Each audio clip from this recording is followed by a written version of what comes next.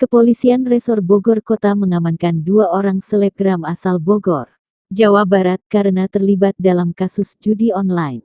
Selebgram tersebut berinisial KA, 22, dan Eva, 20.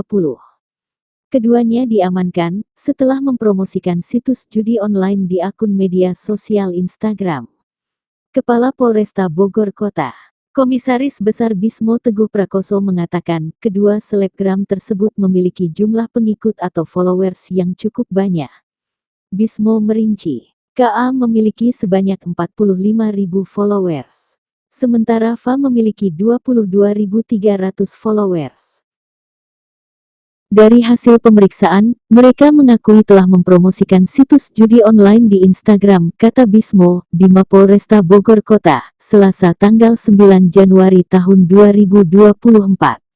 Bismo mengungkapkan, KA telah mempromosikan situs judi online sejak tahun 2022, dengan mendapat imbalan sebesar 3 juta tiap bulan. Sementara Eva baru terlibat endorsement situs judi online pada Juni tahun 2023 dengan bayaran sebesar 350.000 sampai 700.000 per situs.